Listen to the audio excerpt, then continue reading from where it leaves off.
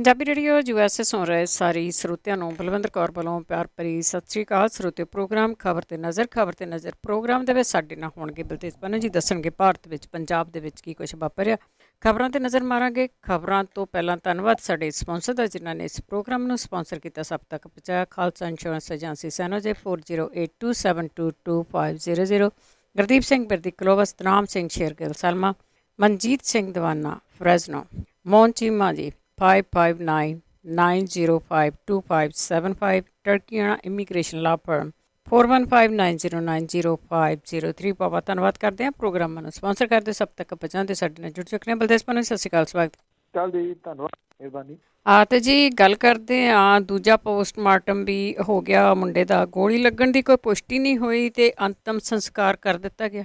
ਕੁਲਦੀਪੁਰ ਖਿੰਸਾ ਦੇ ਕਤਲ ਜਿਹੜੇ ਹੋਏ ਆ ਤੇ ਚੌਂਕ ਗੁਰਵਿੰਦਰ ਸਿੰਘ ਉਰਫ ਉਹਦਾ ਦੂਜਾ ਪੋਸਟਮਾਰਟਮ ਕਰਨ ਤੋਂ ਬਾਅਦ ਅੰਤਮ ਸੰਸਕਾਰ ਕੀਤਾ ਗਿਆ। ਬਹਿਰਾਈਚ ਡਿਸਟ੍ਰਿਕਟ ਦੇ ਮੁਹਾਰੀਆ ਪਿੰਡ ਦੇ ਨਾਲ ਸੰਬੰਧਿਤ 22 ਸਾਲਾ ਕਿਸਾਨ ਦੇ ਪਰਿਵਾਰਕ ਮੈਂਬਰ ਇਹ ਕਹਿੰਦੇ ਸੀਗੇ ਕਿ ਉਹਨਾਂ ਨੇ ਅੰਤਮ ਸੰਸਕਾਰ ਨਹੀਂ ਸੀ ਕੀਤਾ, ਕਿ ਉਹਦੀ ਮੌਤ ਗੋਲੀ ਲੱਗਣ ਕਰਕੇ ਹੋਈ ਆ, ਜਦੋਂ ਕਿ ਉਹ ਕਹਿੰਦੇ ਸੀ ਪੋਸਟਮਾਰਟਮ ਰਿਪੋਰਟ ਦੇ ਵਿੱਚ ਇਹਦਾ ਕੋਈ ਜ਼ਿਕਰ ਨਹੀਂ ਸੀਗਾ। ਮੁੜ ਕੇ ਪੋਸਟਮਾਰਟਮ ਕਰਵਾਉਣ ਦੀ ਮੰਗ ਕੀਤੀ ਸੀਗੀ। ਕਿਸਾਨ ਆਗੂ ਰਕੇਸ਼ ਟਕੈਤ ਤੇ ਸੋਨੀਆ ਮਾਨ, ਉਹਨਾਂ ਨੇ ਪਰਿਵਾਰ ਦੀ ਇਸ ਮੰਗ ਦੀ ਹਮਾਇਤ ਕੀਤੀ ਸੀਗੀ।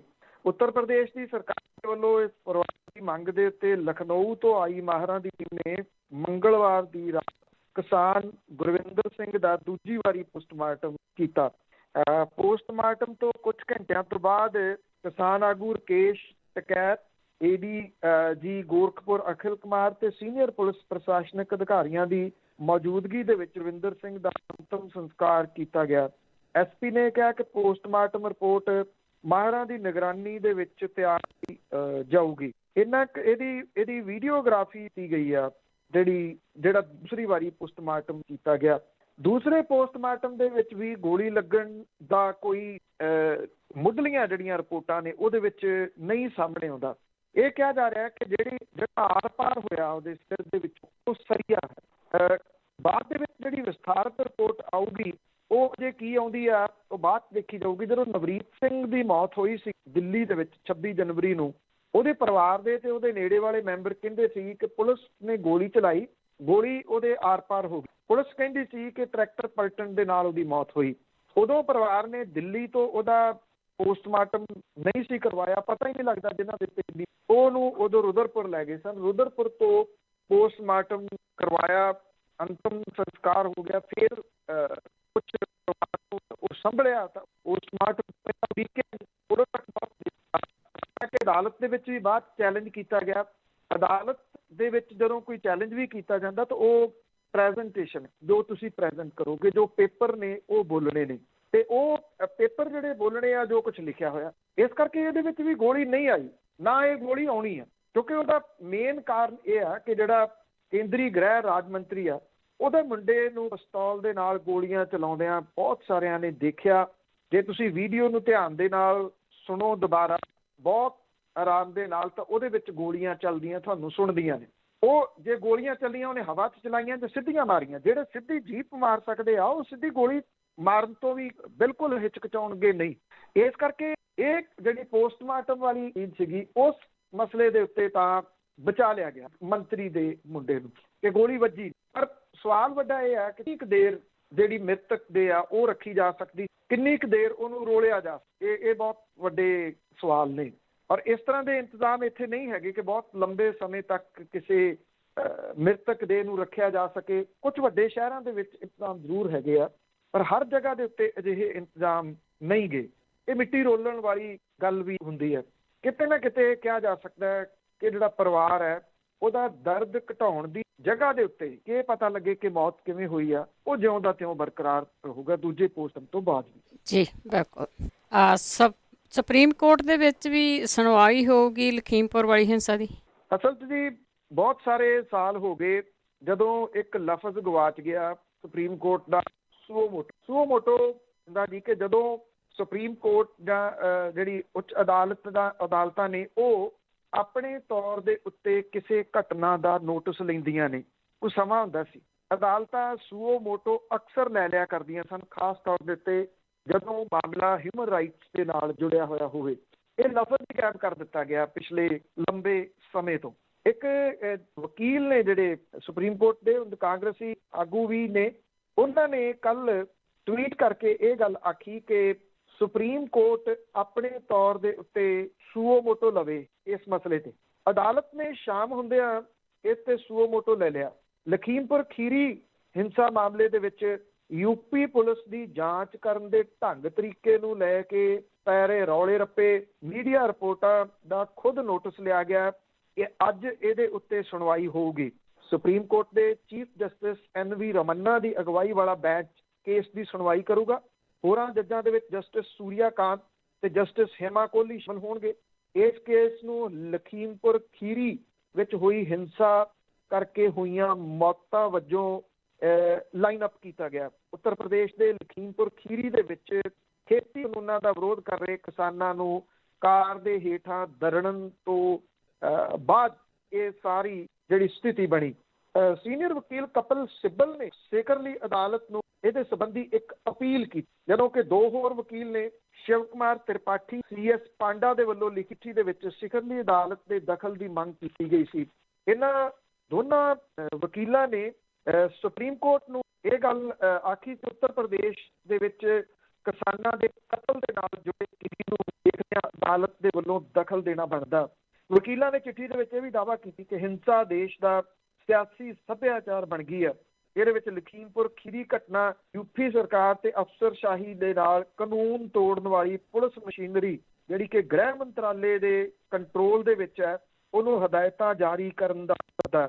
ਜਦੋਂ ਕਿ ਸਿੱਬਲ ਨੇ ਇਹ ਗੱਲ ਕਹੀ, ਕੋਰਟ ਇੱਕ ਸਮਾਂ ਸੀ ਜਦੋਂ ਨਾ YouTube ਸੀ ਨਾ ਸੋਸ਼ਲ ਮੀਡੀਆ ਸੀ। ਸੁਪਰੀਮ ਕੋਰਟ ਪ੍ਰਿੰਟ ਮੀਡੀਆ ਦੇ ਵਿੱਚ ਖਬਰਾਂ ਦੇ ਆਧਾਰ ਦੇ ਉੱਤੇ ਖੁਦ ਨੋਟਿਸ ਲੈ ਲੈਣ ਤੇ ਇਹਨੇ ਬੇਜ਼ੁਬਾਨਾਂ ਦੀ ਬਹੁਤ ਵਾਰੀ ਆਵਾਜ਼ ਸੁਪੈਲਾ। ਮੈਂ ਕਿਹਾ ਜਦੋਂ ਵੀਡੀਓ ਤੱਕ ਆ ਗਈਆਂ ਅਦਾਲਤ ਚੁੱਪ ਹੈ, ਇਹ ਮਿਹਣਾ ਇੱਕ ਕਿਸਮ ਦਾ ਉਹਨਾਂ। ਜਿਹਦੇ ਤੋਂ ਬਾਅਦ ਸੁਪਰੀਮ ਕੋਰਟ ਨੇ ਸੂਓ ਮੋਟੋ ਲਿਆ। ਪੰਜਾਬ ਹਰਿਆਣਾ ਹਾਈ ਕੋਰਟ ਦੇ 3 ਵਕੀਲ ਨੇ, ਉਹਨਾਂ ਨੇ ਵੀ ਇੱਕ ਚਿੱਠੀ ਸੁਪਰੀਮ ਕੋਰਟ ਦੇ ਚੀਫ ਜਸਟਿਸ ਨੂੰ ਇਹਦੇ ਬਾਰੇ ਦੇ ਵਿੱਚ ਲਿਖੀ। ਇਹਦੇ ਕਰਕੇ ਇਹ ਸੂਓ ਮੋਟੋ ਲਿਆ ਗਿਆ।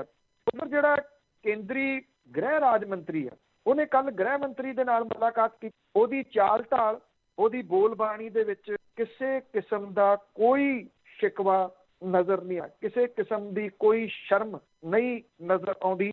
ਉਹਨੂੰ ਜਦੋਂ ਪੱਤਰਕਾਰਾਂ ਪੁੱਛਿਆ ਅਸਤੀਫਾ ਦਿਓਗੇ, ਕਹਿੰਦਾ ਕਿਉਂ ਦੇਵਾਂ ਅਸਤੀਫਾ, ਮੈਂ ਅਸਤੀਫਾ ਕਿਉਂ ਦੇਵਾਂ।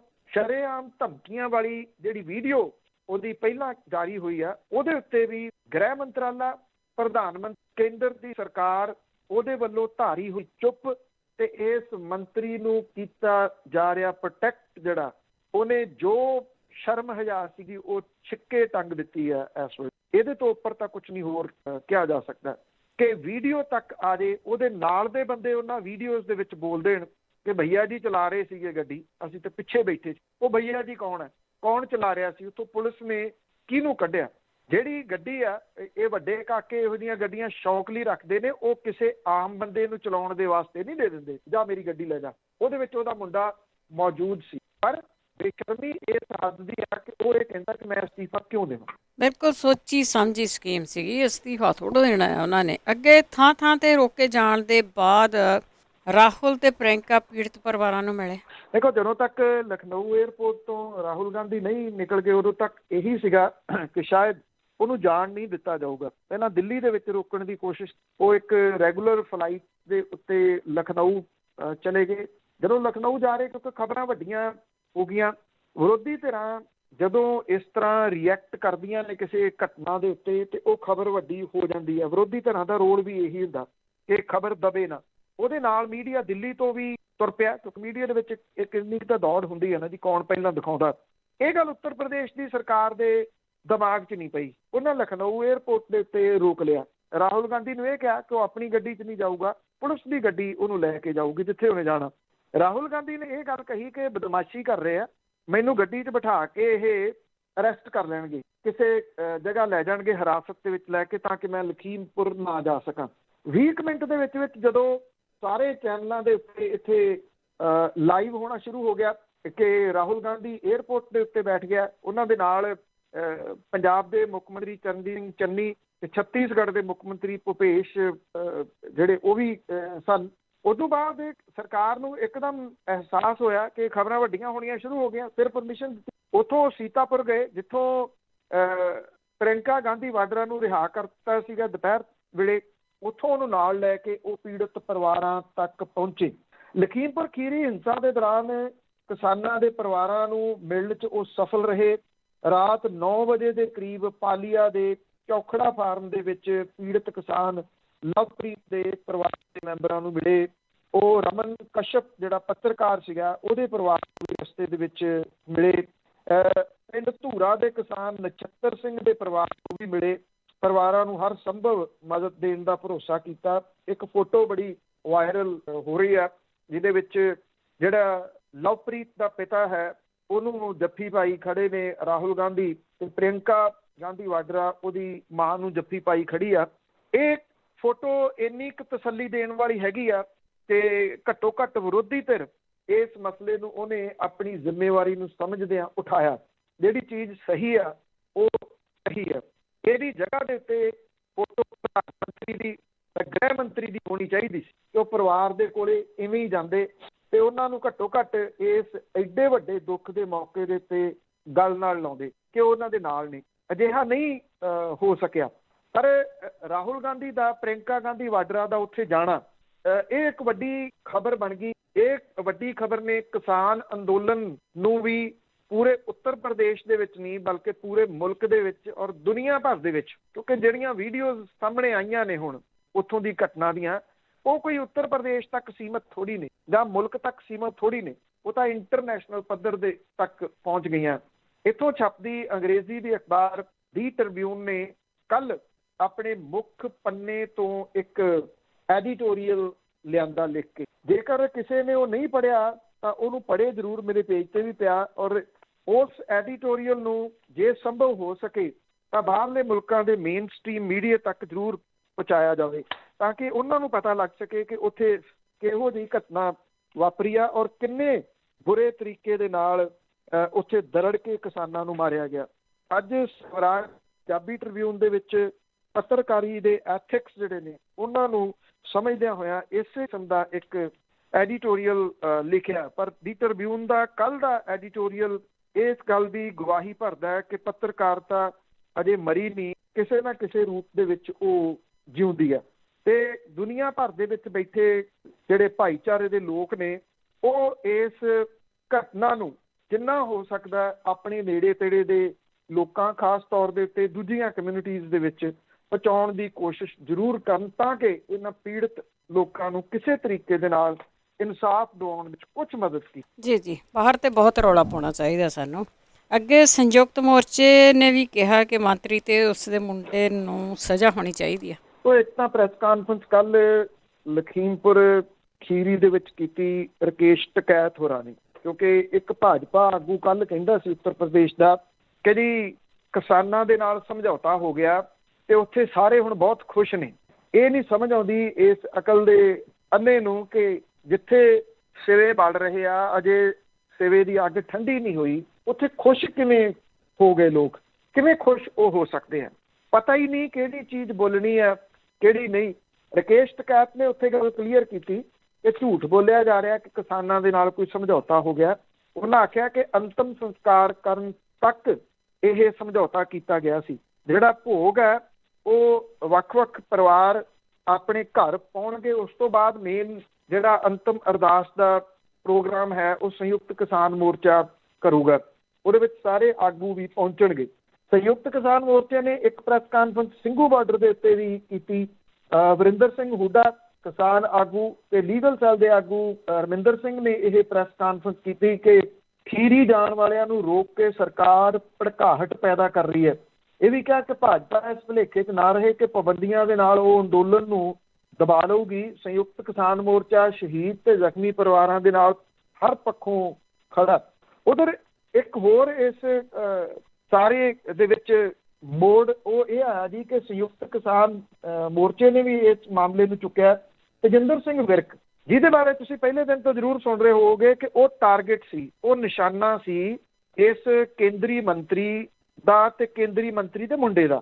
ਉਹਨਾਂ ਨੂੰ ਇਹ ਲੱਗਦਾ ਸੀਗਾ ਕਿ ਤੇਜਿੰਦਰ ਸਿੰਘ ਵਿਰਕ ਇਸ ਏਰੀਏ ਦੇ ਵਿੱਚ ਕਿਸਾਨਾਂ ਨੂੰ ਭੜਕਾਉਂਦਾ ਤੇ ਕਿਸਾਨਾਂ ਨੂੰ ਇਕੱਠੇ ਕਰਕੇ ਲਿਆਉਂਦਾ, ਮਿੱਥ ਕੇ ਉਹਦੇ ਉੱਤੇ ਜੀਪ ਚੜਾਈ ਜਾਣੀ ਸੀ। ਹੁਣ ਜਿਹੜੇ ਬੰਦੇ ਦੇ ਉੱਤੇ ਗੱਡੀ ਚੜ ਗਈ ਔਰ ਤੇਜਿੰਦਰ ਸਿੰਘ ਵਿਰਕ ਦੇ ਪਿੱਠ ਜਿਹੜੀ ਆ ਉਹ ਬਿਲਕੁਲ ਉਖੜ ਗਈ ਹੋਈ ਆ। ਜਿਹੜੀ ਜੀਪ ਹੈ ਉਹਦਾ ਟਾਇਰ ਉਹਦੇ ਉੱਤੇ ਉਹ ਚੱਲਦਾ ਰਿਹਾ ਦੇਰ ਤੱਕ, ਸਲਿੱਪ ਕਰ ਰਿਹਾ ਸੀ ਉਹਦੇ ਸਰੀਰ ਦੇ ਉੱਤੇ। ਜਿਹੜੇ ਬੰਦੇ ਨੂੰ ਤੁਸੀਂ ਜੀਪ ਦੇ ਵਿੱਚ ਸ਼ੁਰੂ 'ਚ ਹੀ ਦਰਦ ਦਿੱਤਾ, ਉਹ ਇੰਨੇ ਬੁਰੇ ਹਾਲਾਤ ਦੇ ਵਿੱਚ ਜ਼ਿੰਦਗੀ ਮੌਤ ਦੀ ਲੜਾਈ ਲੜ ਰਿਹਾ ਇਸ ਵੇਲੇ ਇੱਥੇ ਗੁੜਗਾਉਂ ਦੇ ਹਸਪੀਟਲ ਦੇ ਵਿੱਚ। ਉਹਦਾ ਨਾਮ ਪਰਚੇ ਦੇ ਵਿੱਚ ਦਰਜ ਕਰ ਲਿਆ ਗਿਆ। ਇਹ ਕਿਹਾ ਗਿਆ ਕਿ ਜਿਹੜੇ ਉੱਥੇ ਲੋਕਾਂ ਦੀ ਮੌਤ ਹੋਈ ਹੈ, ਜਿਹੜੇ ਬਦਮਾਸ਼ ਟਾਈਪ ਦੇ ਇਹਨਾਂ ਗੱਡੀਆਂ ਦੇ ਵਿੱਚ ਆਏ ਸੀ, ਕਿ ਉਹਨਾਂ ਨੂੰ ਮਾਰਨ ਦੇ ਵਿੱਚ ਤੇਜਿੰਦਰ ਸਿੰਘ ਵਿਰਕ ਦਾ ਹੱਥ ਸੀਗਾ। ਇਹ ਕੈਸੀ ਜਿਹੜੀ ਉਹ ਗੱਲ ਆ ਕਿ ਤੇਜਿੰਦਰ ਸਿੰਘ ਵਿਰਕ ਜਦੋਂ ਇੱਕ ਬੰਦਾ ਗੱਡੀ ਦੇ ਹੇਠਾਂ ਹੀ ਆ ਗਿਆ, ਉਹ ਇੰਨੇ ਬੁਰੇ ਹਾਲਾਤਾਂ ਦੇ ਵਿੱਚ ਜ਼ਖਮੀ ਹੋਇਆ ਕਿ ਉਹਨੂੰ ਜਿਵੇਂ ਚੁੱਕ ਕੇ ਲਿਆਂਦਾ ਕਿਸਾਨਾਂ ਨੇ, ਰੁਦਰਪੁਰ ਲੈ ਕੇ ਗਏ, ਉੱਥੋਂ ਫਿਰ ਰੈਫਰ ਕੀਤਾ ਗਿਆ ਉਹਨੂੰ ਗੁੜਗਾਉਂ। ਉਹ ਕਿਵੇਂ ਕਿਸੇ ਨੂੰ ਉਕਸਾ ਕੇ ਮਾਰਨ ਦੇ ਵਾਸਤੇ ਕਹਿ ਸਕਦਾ? ਉਹ ਤਾਂ ਆਪ ਉਸ ਵੇਲੇ ਤੜਪ ਰਿਹਾ ਸੀਗਾ ਜ਼ਖਮਾਂ ਦੇ ਨਾਲ। ਸੰਯੁਕਤ ਕਿਸਾਨ ਮੋਰਚੇ ਨੇ ਇਹ ਗੱਲ ਕਹੀ ਕਿ ਉਹਦੇ ਤੋਂ ਕੇਸ ਤੁਰੰਤ ਵਾਪਸ ਲਿਆ ਜਾਵੇ। ਇਹ ਐਕਚੁਅਲੀ ਕ੍ਰਾਸ ਪਰਚਾ ਦਰਜ ਕੀਤਾ ਗਿਆ। ਕ੍ਰਾਸ ਪਰਚਾ ਦਰਜ ਕਰਨ ਦਾ ਮਕਸਦ ਬੜਾ ਕਲੀਅਰ ਕਿ ਕਿਸੇ ਤਰੀਕੇ ਨਾਲ ਦਬਾਅ ਪਾ ਕੇ ਮੰਤਰੀ ਨੂੰ ਬਚਾਇਆ ਜਾਵੇ, ਮੰਤਰੀ ਦੇ ਮੁੰਡੇ ਨੂੰ ਬਚਾਇਆ ਜਾਵੇ। ਜੀ, ਦੌੜ ਤੇ ਇੱਥੇ ਤੱਕ ਹੀ ਹੈ ਨਾ। ਅੱਗੇ ਪੰਜਾਬ ਭਾਜਪਾ ਨੇ ਉੱਤਰ ਪ੍ਰਦੇਸ਼ ਦੀ ਖਬਰ ਦੇ ਉੱਤੇ ਮੂੰਹ ਬੰਦ ਕੀਤੇ। ਦੇਖੋ, ਇੱਥੇ ਬੜੇ ਲੋਕ ਹੈਗੇ ਆ ਜਿਹੜੇ ਰੋਜ਼ ਇਹ ਕਹਿ ਲਓ ਕਿ ਨਫ਼ਰਤ ਦੀ ਝੱਗ ਸੁੱਟਦੇ ਆ। ਇਹਦੇ 'ਚ ਹਰਜੀਤ ਸਿੰਘ ਗਰੇਵਾਲ ਆ ਇੱਕ, ਦੂਸਰਾ ਸੁਜੀਤ ਕੁਮਾਰ ਜਿਆਣੀ ਆ। ਘੱਟ ਤਾਂ ਕੋਈ ਵੀ ਨਹੀਂ ਗਾ, ਪਰ ਇਹ ਕੁਛ ਜ਼ਿਆਦਾ ਬੋਲਦੇ ਆ। ਇੰਨੇ ਮਹੀਨਿਆਂ ਤੋਂ ਬੋਲਦੇ ਆ। ਕਿਹੜਾ ਨੀਵੇਂ ਤੋਂ ਨੀਵੇਂ ਪੱਧਰ ਦਾ ਲਫ਼ਜ਼ ਆ ਜਿਹੜਾ ਇਹਨਾਂ ਨੇ ਕਿਸਾਨਾਂ ਦੇ ਵਾਸਤੇ ਨਹੀਂ ਬੋਲਿਆ। ਉੱਤਰ ਪ੍ਰਦੇਸ਼ ਦੇ ਹੋਏ ਕਤਲਾਂ ਦੇ ਬਾਰੇ ਦੇ ਵਿੱਚ ਪੰਜਾਬ ਭਾਜਪਾ ਨੇ ਬਿਲਕੁਲ ਚੁੱਪ ਧਾਰ ਲਈ ਆ, ਠੀਕ ਉਸ ਤਰੀਕੇ ਦੇ ਨਾਲ ਜਿਵੇਂ ਕੈਪਟਨ ਅਮਰਿੰਦਰ ਸਿੰਘ ਨੇ ਚੁੱਪ ਧਾਰ ਲਈ। ਕੈਪਟਨ ਅਮਰਿੰਦਰ ਸਿੰਘ ਨੇ ਵੀ ਇੱਕ ਅੱਖਰ ਵੀ ਇਸ ਮਾਮਲੇ ਦੇ ਉੱਤੇ ਨਹੀਂ ਬੋਲਿਆ, ਨਾ ਉਹਨੇ ਆਪਣੇ ਸੋਸ਼ਲ ਮੀਡੀਆ ਦੇ ਉੱਤੇ ਇਹਦੇ ਸੰਬੰਧੀ ਕੁਝ ਲਿਖਿਆ। ਉਹ ਬਿਲਕੁਲ ਚੁੱਪ ਹੈ ਇਸ ਮਸਲੇ, ਕਿਉਂਕਿ ਭਾਜਪਾ ਦੇ ਨਾਲ ਮੀਟਿੰਗਾਂ ਹੋਈਆਂ ਨੇ ਤੇ ਹੁਣ ਫਿਰ ਦਿੱਲੀ ਬੈਠੇ, ਉੱਥੇ ਵੀ ਭਾਜਪਾ ਦੇ ਨਾਲ ਮੀਟਿੰਗਾਂ ਹੋਣੀਆਂ ਨੇ। ਮਤਲਬ ਕਿ ਭਾਜਪਾ ਦੇ ਆਗੂ ਬਣ ਗਏ ਤੇ ਫਿਰ ਕਦ ਨਹੀਂ ਬੋਲਣਾ ਸੀਗਾ। ਜਿਵੇਂ ਪੰਜਾਬ ਭਾਜਪਾ ਦੇ ਬਾਕੀ ਆਗੂ ਨਹੀਂ ਬੋਲ ਰਹੇ, ਉਸੇ ਤਰੀਕੇ ਦੇ ਨਾਲ ਉਹ ਨਹੀਂ ਬੋਲ ਰਹੇ। ਜਿਹੜਾ ਪੰਜਾਬ ਭਾਜਪਾ ਦਾ ਪੇਜ ਆ ਉਹਦੇ ਉੱਤੇ ਬਾਕੀ ਤਾਂ ਸਾਰਾ ਕੁਝ ਚੱਲ ਰਿਹਾ, ਉਹਦੇ ਉੱਤੇ ਵੱਖ-ਵੱਖ ਪੋਸਟਾਂ ਸ਼ੇਅਰ ਕੀਤੀਆਂ ਜਾ ਰਹੀਆਂ ਨੇ। ਪ੍ਰਧਾਨ ਮੰਤਰੀ ਦੀ ਸਿੱਖਾਂ ਦੇ ਨਾਲ ਰਿਸ਼ਤੇ ਦੀ ਗੱਲ ਦੀਆਂ ਪੋਸਟਾਂ ਪਾਈਆਂ ਜਾ ਰਹੀਆਂ ਨੇ। ਦਿੱਲੀ ਦੇ ਵਿੱਚ ਪੀੜਤ ਪਰਿਵਾਰਾਂ ਨੂੰ ਦਿੱਤੇ ਗਏ ਮੁਆਵਜ਼ੇ ਦੀ ਗੱਲ ਕੀਤੀ ਜਾ ਰਹੀ ਹੈ, ਪਰ ਲਖੀਮਪੁਰ ਦੀ ਘਟਨਾ ਦੇ ਬਾਰੇ ਦੇ ਵਿੱਚ ਇੱਕ ਵੀ ਲਫ਼ਜ਼ ਉਹਦੇ ਉੱਤੇ ਨਹੀਂ ਲਿਖਿਆ ਬੋਲਿਆ ਜਾ ਰਿਹਾ। ਨਰਿੰਦਰ ਮੋਦੀ ਦੀ ਲਖਨਊ ਦੇ ਵਿੱਚ ਦਿੱਤੀ ਗਈ ਭਾਸ਼ਣ ਵੀਡੀਓ ਨੂੰ ਪ੍ਰਮੁੱਖਤਾ ਦੇ ਨਾਲ ਇੱਥੇ ਸਾਂਝਾ ਕੀਤਾ ਗਿਆ। ਲਖਨਊ ਹਵਾਈ ਅੱਡੇ ਦੇ ਉੱਤੇ ਉਹਨਾਂ ਹੋਰਡਿੰਗ ਤਸਵੀਰਾਂ ਵੀ ਭਾਜਪਾ ਫੇਸਬੁੱਕ ਦੇ ਪੇਜ ਦੇ ਉੱਤੇ ਪਾਈਆਂ ਗਈਆਂ ਨੇ ਪੰਜਾਬ ਵਾਲੇ ਦੇ, ਜਿਨ੍ਹਾਂ ਦੇ ਉੱਤੇ ਰਾਹੁਲ ਗਾਂਧੀ ਤੇ ਪ੍ਰਿਅੰਕਾ ਗਾਂਧੀ ਵਾਪਸ ਜਾਓ ਦੇ ਨਾਅਰੇ ਲਿਖੇ ਹੋਏ ਆ। ਇਹ ਵੀ ਲਿਖਿਆ ਗਿਆ ਪੇਜ ਦੇ ਉੱਤੇ ਕਿ ਸਿੱਖਾਂ ਦੇ ਕਾਤਲ ਵਾਪਸ ਜਾਓ।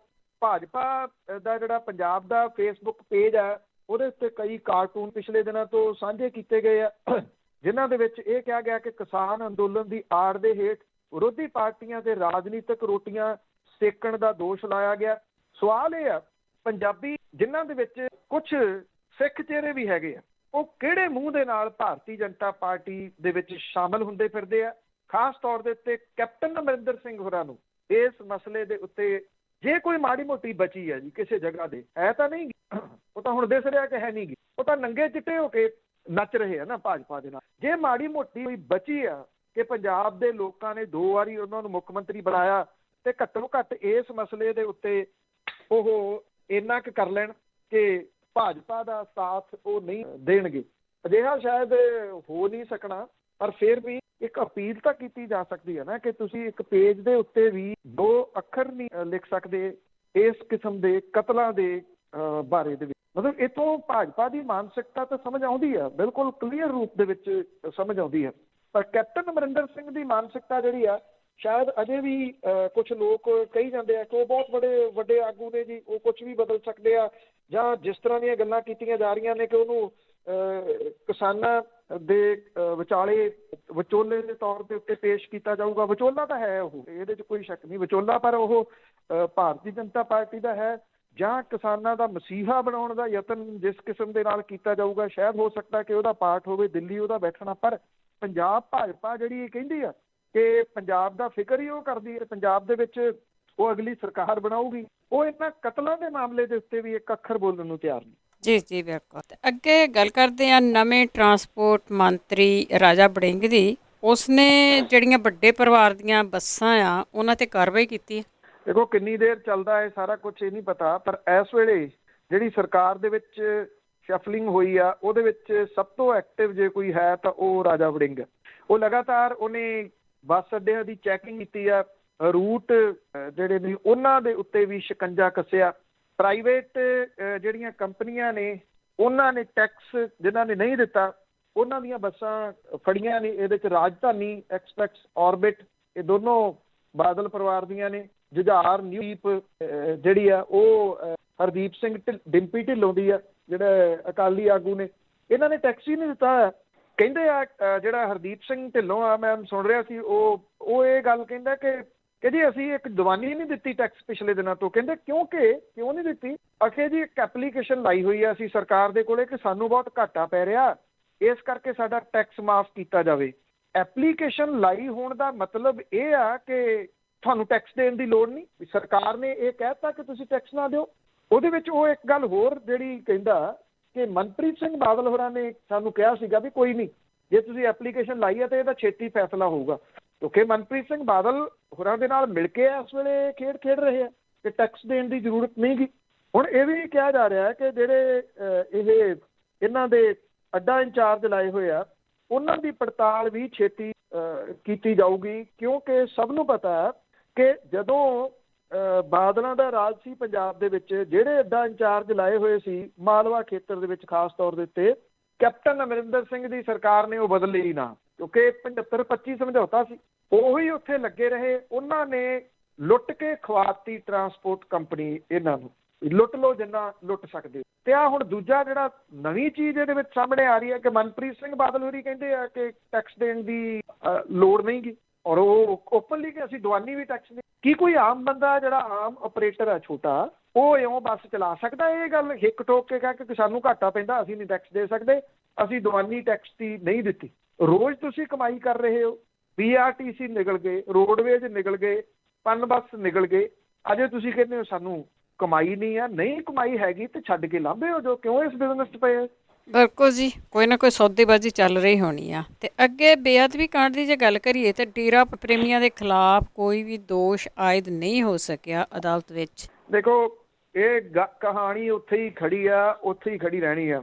ਹੁਣ ਇਹ ਨਿਰਾਸ਼ਾ ਨਾਲ ਕਿਹਾ ਜਾ ਸਕਦੀ ਕਿ ਇਹਨਾਂ ਮਾਮਲਿਆਂ ਦੇ ਉੱਤੇ ਕੁਛ ਵੀ ਨਹੀਂ ਹੋਣਾ। ਜਿਹੜੇ ਇਹ ਮਾਮਲੇ ਹਾਈ ਕੋਰਟ ਦੇ ਵਿੱਚ ਨੇ ਉੱਥੇ ਵੀ ਅਗਲੀ ਤਰੀਕ ਲੈ ਲਈ ਗਈ ਹੈ। ਇਹ ਗੱਲ ਸਾਹਮਣੇ ਨਹੀਂ ਆਈ, ਪਰ ਮੈਂ ਤੁਹਾਨੂੰ ਰਿਐਲਿਟੀ ਦੱਸ ਰਿਹਾ ਕਿ ਉੱਥੇ ਵੀ ਤਰੀਕ ਅਗਲੀ ਲੈ ਲਈ ਗਈ ਹੈ ਵੀ ਟਾਲ ਦਿਓ। ਇਹ ਹਦਾਇਤਾਂ ਹੋ ਗਈਆਂ ਵੀ ਅੱਗੇ ਇਹਨੂੰ ਖਿੱਚ ਲਓ, ਉਦੋਂ ਤੱਕ ਖਿੱਚ ਲਓ ਜਦੋਂ ਤੱਕ ਚੋਣ ਜ਼ਾਬਤਾ ਲਾਗੂ ਨਹੀਂ ਹੋ ਜਾਂਦਾ। ਫਿਰ ਕਹਿਣ ਨੂੰ ਹੋਊਗਾ ਜੀ ਚੋਣ ਜ਼ਾਬਤਾ ਲੱਗ ਗਿਆ, ਹੁਣ ਅੱਗੋਂ ਕੀ ਕਰ ਸਕਦੇ ਹਾਂ। ਇਸ ਮਸਲੇ ਦੇ ਉੱਤੇ ਇਨਸਾਫ ਮਿਲਣ ਦੀ ਆਸ ਹੈ ਨਹੀਂ ਗੀ। ਹੁਣ ਤੁਸੀਂ ਦੇਖੋ ਇਹਦੇ ਤੋਂ ਅੰਦਾਜ਼ਾ ਲਾ ਲੈਣਾ ਕਿ ਕਿਉਂ ਨਹੀਂ ਹੈਗੀ। ਇਹ ਦੱਸਣ ਵਾਲੇ ਕੌਣ ਨੇ? ਜਿਹੜੇ ਸਰਕਾਰੀ ਵਕੀਲ ਨੇ ਉਹੀ ਦੱਸਦੇ ਨੇ ਉਹਨਾਂ ਨੂੰ ਅੰਦਰ। ਜਿਹੜੇ ਇਹਨਾਂ ਨੇ ਪੱਤਰੇ ਅੰਗ ਖਿਲਾਰੇ ਸੀਗੇ ਗੁਰੂ ਗ੍ਰੰਥ ਸਾਹਿਬ ਦੇ, ਉਸ ਮਾਮਲੇ ਦੇ ਉੱਤੇ ਦੋਸ਼ ਆਇਦ ਹੋਣੇ ਸੀ ਫਰੀਦਕੋਟ ਦੀ ਅਦਾਲਤ ਦੇ ਵਿੱਚ ਡੇਰਾ ਪ੍ਰੇਮੀਆਂ ਤੇ, ਨਹੀਂ ਹੋ ਸਕੇ। 6 ਡੇਰਾ ਪ੍ਰੇਮੀਆਂ ਦੇ ਖਿਲਾਫ ਚਲਾਨ ਪੇਸ਼ ਹੋ ਚੁੱਕੇ ਆ। ਡੇਰਾ ਪ੍ਰੇਮੀਆਂ ਨੇ ਜੁਡੀਸ਼ੀਅਲ ਮੈਜਿਸਟ੍ਰੇਟ ਦੀ ਅਦਾਲਤ ਦੇ ਵਿੱਚ ਇੱਕ ਅਰਜ਼ੀ ਦਿੱਤੀ, ਇਹ ਗੱਲ ਕਹੀ ਕਿ ਗੁਰੂ ਗ੍ਰੰਥ ਸਾਹਿਬ ਦੇ ਖਿਲਾਰੇ ਗਏ ਪੱਤਰਿਆਂ ਦੀਆਂ ਤਸਵੀਰਾਂ ਦਿੱਤੀਆਂ ਜਾਣ। ਗੁਰੂ ਗ੍ਰੰਥ ਸਾਹਿਬ ਦੀ ਚੋਰੀ ਕਰਨ ਦੇ ਦੋਸ਼ਾਂ ਦੇ ਵਿੱਚ ਸਭ ਤੋਂ ਪਹਿਲਾਂ ਗ੍ਰਿਫਤਾਰ ਕੀਤੇ ਗਏ ਰੁਪਿੰਦਰ ਸਿੰਘ ਤੇ ਜਸਵਿੰਦਰ ਸਿੰਘ ਦੀ ਫੋਨ ਰਿਕਾਰਡਿੰਗ ਮੁਹੱਈਆ ਕਰਵਾਈ ਜਾਵੇ। ਇਸ ਲਾਈਨ ਤੋਂ ਸਰੋਤੇ ਇੱਕ ਗੱਲ ਸਮਝ ਲੈਣਗੇ ਕਿ ਇਸ ਵੇਲੇ ਜਿਹੜੇ DP ਨੇ, ਜਿਨ੍ਹਾਂ ਦੀ ਗੱਲ ਪਿਛਲੇ ਕਈ ਦਿਨਾਂ ਤੋਂ ਮੈਂ ਤੁਹਾਡੇ ਨਾਲ ਸਾਂਝੀ ਕੀਤੀ ਹੈ ਕਿ ਉਹੀ ਨੇ ਜਿਹਨੇ ਰੁਪਿੰਦਰ ਸਿੰਘ ਤੇ ਜਸਵਿੰਦਰ ਸਿੰਘ ਨੂੰ ਚੁੱਕ ਕੇ ਤਸ਼ੱਦਦ ਕੀਤਾ ਸੀਗਾ। ਕਹਾਣੀ ਆ ਗਈ ਨਾ ਜੀ। ਉਹੀ ਗੁਰਸਿੱਖ ਨੌਜਵਾਨ ਹੈ, ਉਹ ਬੇਅਦਬੀ ਕਿਵੇਂ ਕਰ ਸਕਦੇ ਆ? ਇਹ ਸਭ ਤੋਂ ਵੱਡਾ ਸਵਾਲ ਸੀ। ਉਹ ਤਾਂ ਗੁਰੂ ਗ੍ਰੰਥ ਸਾਹਿਬ ਨੂੰ ਬਹੁਤ ਕਮਿਟਡ ਪਰਿਵਾਰ ਹੈ, ਸਾਰੇ ਉਹਦੇ ਵਿੱਚ ਅੰਮ੍ਰਿਤਧਾਰੀ ਨੇ। ਅੰਮ੍ਰਿਤਧਾਰੀ ਤੁਸੀਂ ਸਾਈਡ ਤੇ ਕਰੋ, ਜਿਹੜਾ ਕੋਈ ਆਮ ਜਿਹੜਾ ਗੁਰੂ ਨਾਨਕ ਨਾਮ ਲੇਵਾ ਕਦੀ ਉਹਦੇ ਦਿਮਾਗ ਦੇ ਵਿੱਚ ਵੀ ਬੇਅਦਬੀ ਵਾਲੀ ਗੱਲ ਆ ਸਕਦੀ ਹੈ ਜੀ? ਸਵਾਲ ਹੀ ਪੈਦਾ ਨਹੀਂ। ਉਹਨਾਂ ਦੇ ਉੱਤੇ ਜੋ ਕੁਝ ਕੀਤਾ ਗਿਆ, ਹੁਣ ਉਹ ਕਹਾਣੀ ਕੱਢ ਲਈ ਜੀ ਤੇ ਉਹਦੀ ਰਿਕਾਰਡਿੰਗ ਦਾ ਰਿਕਾਰਡ ਮੁਹੱਈਆ ਕਰਾਇਆ ਜਾਵੇ। ਜਦੋਂ ਉਹਦੀ ਤੁਸੀਂ ਇਨਵੈਸਟੀਗੇਸ਼ਨ ਕੋਈ ਨਹੀਂ ਕੀਤੀ, ਉਹ ਉੱਥੇ ਛੱਡ ਦਿੱਤਾ, ਫਿਰ ਇਹ ਰਿਕਾਰਡ ਜਿਹੜਾ ਉਹ ਕਿਉਂ ਮੁਹੱਈਆ ਕਰਵਾਇਆ ਜਾਵੇ? ਇਹ ਵੀ ਕਿਹਾ ਡੇਰਾ ਪ੍ਰੇਮੀਆਂ ਨੇ ਕਿ ਜਿਹੜਾ ਪੋਸਟਰ ਸੀਗਾ ਉਹਦੀ ਪਰਖ ਰਿਪੋਰਟ ਦੀ ਨਕਲ ਵੀ ਉਹਨਾਂ ਨੂੰ ਮੁਹੱਈਆ ਕਰਾਈ ਜਾਵੇ ਤੇ ਇਹਨਾਂ ਮਾਮਲਿਆਂ ਦੀ ਪੜਤਾਲ ਦੇ ਦੌਰਾਨ CBI ਦੇ ਵੱਲੋਂ ਜਿਹੜੇ ਗਵਾਹਾਂ ਦੇ ਬਿਆਨ ਲਿਖੇ ਗਏ ਸੀ ਉਹਨਾਂ ਦੀਆਂ ਨਕਲਾਂ ਵੀ ਦਿੱਤੀਆਂ ਜਾਣ। ਅਦਾਲਤ ਨੇ SIT ਨੂੰ ਆਪਣਾ ਪੱਖ ਅਦਾਲਤ ਦੇ ਵਿੱਚ ਲਿਖਤੀ ਤੌਰ ਤੇ ਰੱਖਣ ਲਈ ਕਿਹਾ। ਇਹਦੇ ਤੋਂ ਬਾਅਦ ਮੁਲਜ਼ਮਾਂ ਦੇ ਖਿਲਾਫ ਚਾਰਜ ਲਾਉਣ ਦੇ ਮੁੱਦੇ ਦੇ ਉੱਤੇ ਬਹਿਸ ਹੋਊਗੀ। ਮਤਲਬ ਕਿ ਕਹਾਣੀ ਜਿਹੜੀ ਹੈ ਜੀ ਉਹ ਫਿੱਟ ਕਰਕੇ ਸਾਰੀ ਨਿਬੇੜ ਦਿੱਤੀ ਗਈ ਆ। ਹੁਣ ਵਿਸਥਾਰ ਦੇ ਵਿੱਚ ਲਿਆਓ ਉਹ ਰਿਕਾਰਡਿੰਗਸ ਕੱਢ ਕੇ, ਭਲਾ ਉਹਨਾਂ ਰਿਕਾਰਡਿੰਗਸ ਦਾ ਗੁਰੂ ਗ੍ਰੰਥ ਸਾਹਿਬ ਦੀ ਬੇਅਦਬੀ ਦੇ ਨਾਲ ਕੀ ਲੈਣਾ ਦੇਣਾ? ਜੇ ਉਹਦੇ ਵਿੱਚ ਉਹਨਾਂ ਦੀ ਕੋਈ ਸ਼ਮੂਲੀਅਤ ਹੁੰਦੀ ਤਾਂ ਛੱਡੇ ਤਾਂ ਉਦੋਂ ਹੀ ਨਹੀਂ ਸੀ ਜਾਣੇ। 3rd ਡਿਗਰੀ ਦੇ ਵਿੱਚ ਵੀ ਉਹਨਾਂ ਤੋਂ ਕੁਝ ਨਹੀਂ ਮਨਾਇਆ ਜਾ ਸਕਿਆ ਸੀਗਾ। ਮਨਾਇਆ ਤਾਂ ਜਾਂਦਾ ਨਾ ਜੇ ਉਹ ਕਿਸੇ ਜਗ੍ਹਾ ਦੇ ਉੱਤੇ ਸ਼ਾਮਲ ਹੁੰਦੇ। ਹਾਂ, ਉਹਨਾਂ ਨੇ ਅੰਗ ਇਕੱਠੇ ਕੀਤੇ ਗੁਰੂ ਗ੍ਰੰਥ ਸਾਹਿਬ ਦੇ, ਇਸ ਕਰਕੇ ਕੀਤੇ ਉਹ ਛੱਪੜਾਂ 'ਚ ਪਏ ਸੀ, ਰੂੜੀਆਂ ਦੇ ਉੱਤੇ ਖਿਲ ਰਹੇ ਸੀ, ਉਹਨਾਂ ਨੂੰ ਇੱਜ਼ਤ ਦੇ ਨਾਲ ਰੱਖਿਆ। ਇਹ ਗਲਤੀ ਤਾਂ ਨਹੀਂ ਕਿਸੇ ਵੀ ਗੁਰੂ ਨਾਨਕ ਨਾਮ ਲੇਵਾ ਨੂੰ, ਕਿਸੇ ਵੀ ਵਿਅਕਤੀ ਨੂੰ ਜਿਹੜਾ ਇੱਜ਼ਤ ਕਰਦਾ ਗੁਰੂ ਗ੍ਰੰਥ ਸਾਹਿਬ ਦੀ, ਜੇ ਉਹਨੂੰ ਇਸ ਤਰ੍ਹਾਂ ਕਿਸੇ ਜਗ੍ਹਾ ਦੇ ਉੱਤੇ ਕੋਈ ਬੇਅਦਬੀ ਦਿਸਦੀ ਆ ਤਾਂ ਉਹ ਕੀ ਕਰੂਗਾ? ਅੱਖੋਂ ਪਰੋਖੇ ਕਰਕੇ ਅੱਗੇ ਲੰਘ ਜੂਗਾ ਜਾਂ ਉਹਨੂੰ ਸਤਿਕਾਰ ਦੇ ਸਹਿਤ ਜਿਹੜਾ ਉਹ ਇਕੱਠਾ ਕਰ ਲੂਗਾ? ਇਹੀ ਪੁਆਇੰਟ ਸੀਗਾ। ਇਹੀ ਪੁਆਇੰਟ ਜਿਹੜੇ ਮੌਜੂਦਾ DGP ਲਾਏ ਗਏ ਨੇ ਉਹਨਾਂ ਨੂੰ ਲਾਉਣ ਦੇ ਉੱਤੇ ਉੱਠਿਆ ਸੀ ਜੀ। ਇਹ ਤਾਂ ਫਿਰ ਸਭ ਕੁਝ ਰਲ ਮਿਲ ਕੇ ਹੀ ਹੋ ਰਿਹਾ ਆ, ਜ਼ਾਹਰੀ ਆ। ਅਖੀਰ ਦੇ ਵਿੱਚ ਗੱਲ ਕਰਦੇ ਹਾਂ, ਚਰਨਜੀਤ ਸਿੰਘ ਚੰਨੀ ਤੇ ਕੇਜਰੀਵਾਲ ਕੱਪੜਿਆਂ ਨੂੰ ਲੈ ਕੇ ਉਲਝੇ। ਚਰਨਜੀਤ ਸਿੰਘ ਚੰਨੀ ਹੋਰਾਂ ਨੇ ਇੱਕ ਇੰਟਰਵਿਊ TV ਚੈਨਲ ਦੇ ਉੱਤੇ ਦਿੱਤੀ ਜੀ। ਉਹਦੇ ਵਿੱਚ ਅਜੀਬੋ-ਗਰੀਬ ਜੀ ਗੱਲ ਉਹਨਾਂ ਨੇ ਜਿਹੜੀ ਕਹੀ। ਉਹ ਜਿਹੜਾ ਹੋਸਟ ਸੀਗਾ ਉਹਨੇ ਜਦੋਂ ਪੁੱਛਿਆ ਕਿ ਕੇਜਰੀਵਾਲ ਇਹ ਕਹਿੰਦਾ ਕਿ ਪੰਜਾਬ ਨੂੰ ਕਾਂਗਰਸ ਨੇ ਤਮਾਸ਼ਾ ਬਣਾ ਕੇ ਰੱਖ ਦਿੱਤਾ, ਤਾਂ ਚਰਨਜੀਤ ਸਿੰਘ ਚੰਨੀ ਨੇ ਉਲਟਾ ਸਵਾਲ ਕੀਤਾ ਹੋਸਟ ਨੂੰ ਕਿ ਤੇਰੇ ਕੋਲੇ 5000 ਰੁਪਈਆ ਹੈ? ਤਾਂ ਉਹਨੇ ਕਿਹਾ ਕਿ ਹਾਂ ਮੇਰੇ ਕੋਲੇ 5000 ਰੁਪਈਆ ਹੈਗਾ, ਸਾਰਿਆਂ ਕੋਲੇ ਹੈਗਾ। ਤਾਂ ਉਹਨੇ ਕਿਹਾ ਕਿ ਘੱਟੋ ਘੱਟ ਇਹ 5000 ਰੁਪਈਆ ਕੇਜਰੀਵਾਲ ਨੂੰ ਦੇ ਦੇ ਤਾਂ ਕਿ ਉਹ ਕੁਝ ਚੰਗੇ ਕੱਪੜੇ ਖਰੀਦ ਲਵੇ। ਉਹਦੀ 2.5 ਲੱਖ ਰੁਪਈਆ ਤਨਖਾਹ ਆ, ਪਰ ਉਹ ਚੰਗੇ ਕੱਪੜੇ ਵੀ ਲੈ ਸਕਦਾ, ਉਹ ਚੱਜ ਦੇ ਕੱਪੜੇ ਨਹੀਂ ਪਾਉਂਦਾ। ਇਹ ਚਰਨਜੀਤ ਸਿੰਘ ਚੰਨੀ ਹੋਰਾਂ ਨੇ ਇਹ ਗੱਲ ਕਹੀ। ਇਹਦੇ ਉੱਤੇ ਹੁਣ ਰਿਐਕਟ ਕੀਤਾ ਅਰਵਿੰਦ ਕੇਜਰੀਵਾਲ ਨੇ। ਉਹਨੇ ਇਹ ਗੱਲ ਕਹੀ ਆ ਕਿ ਚਰਨਜੀਤ ਸਿੰਘ ਚੰਨੀ ਹੋਰਾਂ ਨੇ ਉਹਨੇ ਕੱਪੜਿਆਂ ਦੇ ਉੱਤੇ ਇਤਰਾਜ਼ ਕੀਤਾ। ਉਹ ਕਹਿੰਦਾ ਮੈਨੂੰ ਉਹਦੇ ਨਾਲ ਕੋਈ ਫਰਕ ਨਹੀਂ ਪੈਂਦਾ ਕਿ ਚਰਨਜੀਤ ਸਿੰਘ ਚੰਨੀ ਨੂੰ ਉਹਦੇ ਕੱਪੜੇ ਪਸੰਦ ਨਹੀਂ। ਉਹਨਾਂ ਨੇ ਮੁੱਖ ਮੰਤਰੀ ਚੰਨੀ ਨੂੰ ਪੁੱਛਿਆ ਕਿ ਉਹ ਇਹ ਦੱਸਣ ਕਿ ਬੇਰੁਜ਼ਗਾਰਾਂ ਨੂੰ ਰੁਜ਼ਗਾਰ, ਕਿਸਾਨਾਂ ਦੀ ਕਰਜ਼ਾ ਮਾਫੀ, ਬੇਅਦਬੀ ਮਾਮਲੇ ਦੇ ਵਿੱਚ ਸਜ਼ਾ, ਦਾਗੀ ਮੰਤਰੀ, ਵਿਧਾਇਕਾਂ ਤੇ ਅਧਿਕਾਰੀਆਂ ਦੇ ਖਿਲਾਫ ਕਾਰਵਾਈ ਦੇ ਵਾਅਦੇ ਨੂੰ ਉਹ ਕਦੋਂ ਪੂਰਾ ਕਰਨ ਜਾ ਰਹੇ ਆ। ਉਹਨਾਂ ਨੇ ਕਿਹਾ ਕਿ ਜੇ ਮੇਰੇ ਕੱਪੜਿਆਂ ਦੇ ਨਾਲ ਪੰਜਾਬ ਦੇ ਵਿੱਚ ਇਹਨਾਂ ਸਵਾਲਾਂ ਦੇ ਜਵਾਬ ਮਿਲਦੇ ਆ ਤਾਂ ਮੈਨੂੰ ਦੱਸ ਦਿਓ। ਜੇ ਇਹਨਾਂ ਦੇ ਨਾਲ ਸਵਾਲਾਂ ਦੇ ਜਵਾਬ ਨਹੀਂ ਮਿਲਦੇ ਤੇ ਫਿਰ ਮੇਰੇ ਕੱਪੜਿਆਂ ਦੇ ਉੱਤੇ ਤਾਂ ਕਿੰਤੂ ਪਰੰਤੂ ਕਰਨ ਦੀ ਜ਼ਰੂਰਤ ਨਹੀਂ। ਚਰਨਜੀਤ ਸਿੰਘ ਚੰਨੀ ਪੂਰੀ ਪਿਛਲੇ ਕੁਝ ਦਿਨਾਂ ਤੋਂ ਬੜੇ ਤਰੀਕੇ ਸਲੀਕੇ ਦੇ ਨਾਲ ਬੋਲ ਰਹੇ ਨੇ, ਪਰ ਇਹ ਉਹਨਾਂ ਦਾ ਬਿਆਨ ਠੀਕ ਉਸ ਤਰੀਕੇ ਦਾ ਜਿਹੋ ਜਿਹਾ ਉਹਨਾਂ ਨੇ ਵਿਧਾਨ ਸਭਾ ਦੇ ਇੱਕ ਵਾਰੀ ਵਿੱਚ ਦੇ ਦਿੱਤਾ ਸੀਗਾ ਕਿ ਚਿੱਪਰਾਂ ਲਾਉਣ ਦਾ ਕੰਮ ਸੜਕਾਂ ਦੇ ਉੱਤੇ ਕਾਂਗਰਸ ਨੇ ਕੀਤਾ ਸੀ। ਬਿਲਕੁਲ ਜੀ, ਕਈ ਵਾਰੀ ਫਿਰ ਅਸਲ ਪੁਣਾ ਆ ਜਾਂਦਾ। ਪਹਿਲਾਂ ਤਾਂ ਉਹ ਇੱਕ ਪਲਾਨ ਦਿੱਤਾ ਹੋਇਆ ਉਹਦੇ ਤੇ ਚੱਲ ਰਿਹਾ। ਬਹੁਤ ਬਹੁਤ ਧੰਨਵਾਦ ਬਲਤੇਜ ਪੰਨੂ। ਮਿਹਰਬਾਨੀ ਜੀ, ਧੰਨਵਾਦ ਜੀ, ਸਤਿ ਸ਼੍ਰੀ ਅਕਾਲ। ਸਤਿ ਸ਼੍ਰੀ ਅਕਾਲ ਜੀ। ਤੇ ਸਰੋਤੇ ਸਨ ਬਲਤੇਜ ਪੰਨੂ ਜੋ ਸਾਡੇ ਨਾਲ ਜੁੜਦੇ ਨੇ, ਕਰਦੇ ਨੇ ਖਬਰਾਂ। ਇਸੇ ਦੇ ਨਾਲ ਸਾਡਾ ਅੱਜ ਦਾ ਬੁਲਟਨ ਇੱਥੇ ਹੀ ਸਮਾਪਤ। ਬਲਵਿੰਦਰ ਕੌਰ ਵੱਲੋਂ ਆਪ ਸਭ ਨੂੰ ਹੀ ਸਤਿ ਸ਼੍ਰੀ ਅਕਾਲ।